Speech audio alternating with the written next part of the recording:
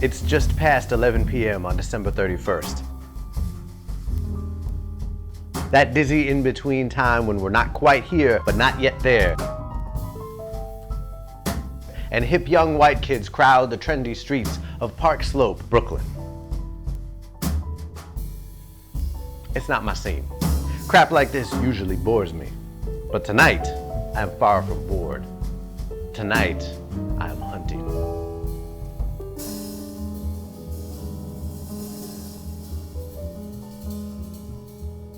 My old translucent bosses at the Council of the Dead were all kinds of vague about this one. No explanation, just a photo of a man slid across the table with icy fingers. This is your target, Carlos. His name is Trevor Brass. He's going to try and bring a group of college kids into the underworld on New Year's. Do your thing. Which thing? An icy pause. Eliminate him. And me. Care to elucidate further? And them. Nope. And what can I say, really? They're dead. They don't have to elucidate shit. I don't mind. It makes it more interesting. I see my Mark standing perfectly still in the middle of all that hootenanny, laughing his ass off. And that's when it hits me. The guy's not dead. Here I was assuming that because the NYCOD brought me in, I would automatically have another faded shroud on my hands, some errant phantom trying to make it back or otherwise disturb the delicate balance of life and death. But this fellow isn't faded or translucent. He's breathing. His memories aren't closed books the way dead memories are, and yet, by the look of things, he's not fully alive either. I squint through the crowd at him, not even trying to conceal my intentions anymore. He is like me, another in-betweener. And not just one of these half-formed, not quite here purgatorious mofos. Trevor is full-fledged, flesh and blood, alive and dead at the same time. Both and neither like me. I've never met anybody like me before, so instead of just ending him right then and there, I walk up and offer the dude one of my malagueñas. Just like that. The very idea of doing this is so ridiculous that it shudders through me like the tickle of an invisible hand. And pretty soon, we're both standing there, smoking away and laughing like idiots. We're definitely in the same curious predicament, but unlike me, Trevor's not at all concerned with blending in. In fact, he's determined to stand out. "What up, douchebags and douchebagettes?" he yells at the crowd. I found the one other being like me in the world, and he is a total jackass. Trevor turns to me, his face suddenly sharp, and says, "It's time. Let's go." We move quickly, with purpose. I dodge a hodgepodge of hipsters and homeless rich kids, and then we dip through the fresh-smelling darkness of the park and down a narrow path through the trees. He must have realized he'd been made and cut out before the college kids showed up. But what would an in-betweener be doing bringing a bunch of co-eds into hell? My man has fashioned himself into a traitorous tour guide of the afterlife. I close my eyes and imagine the land of the dead overrun by oversized, pasty tourists, thousands of bubbly brads and bradettes snapping pictures and sipping frappuccino whatevers. Crap. I really should have just taken them out when it was simple. Now we've arrived. The underworld entrance is a gaping void beneath drooping tree branches. It's not black, it's just emptiness. The air is crisp with new rain and a murmuring breeze. If Trevor touches that void, it's game over. He'll disappear into a relentless, hazy maze of wandering souls. With about 10 feet to go before the entrance, he makes a break for it. I sprint forward in a ferocious, lopsided lunge, unsheathing the blade from my cane as I go.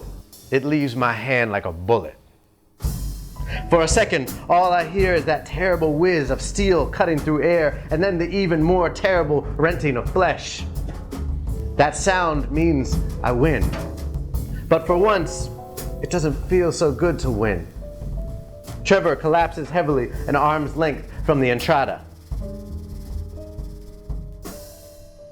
I approach. With a trembling hand, he holds up a photograph of a girl.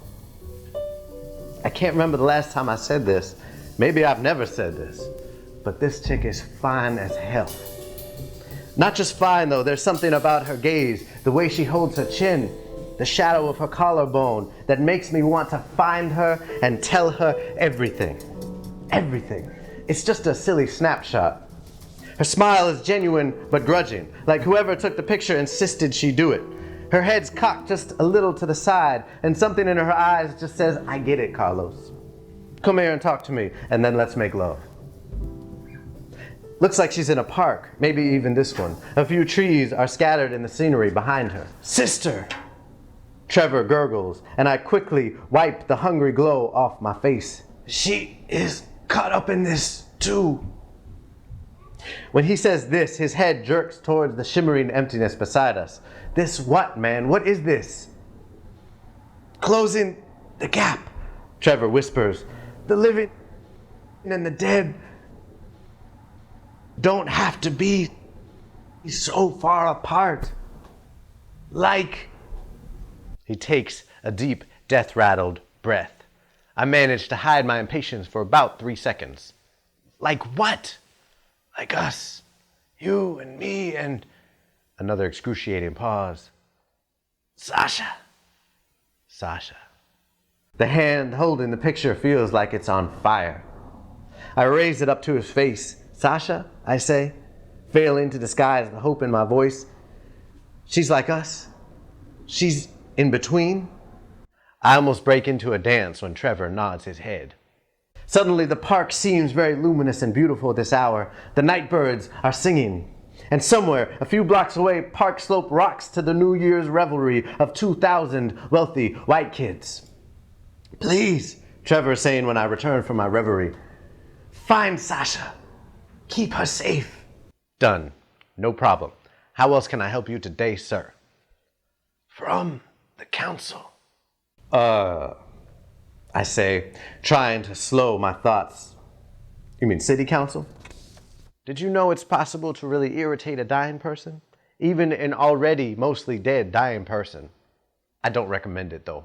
Trevor looks like he's thinking about using the last of his life force to make a grab for my cane blade and cut some sense into me. Right, I say quickly. The Council of the Dead. He nods. New York City chapter. My bosses. Surely he must know this. But whatever Trevor does or doesn't know is quickly becoming a non-issue. He gurgles again, flinches, and then relaxes as death finishes its final touches. At least he won't have far to travel. After gently placing Trevor's body into the entrada, I wander aimlessly around the park and work my way through the whole pack of malagueñas and all of my rum. There's too many thoughts in my head right now. If I venture out into the city, it'll mean instant input overload. The living and the dead don't have to be so far apart, Trevor had said. Why are folks always so cryptic right before they croak? Like us. There's an us. All I've ever known of the afterlife has been the rigid bureaucracy of the council, and at first, that had been a relief from the cold disregard of the living. And then I just made friends with being the lone intermediary between the two. But now, when the council's icy fingers slide the photo of Sasha's wry smile and sleepy eyes across the table to me, I will nod my head like I always do. Then I will find her. I will honor the dying wish of her brother who I murdered and protect her from myself. And then, I will ask her out. All right, cool. That was a good take.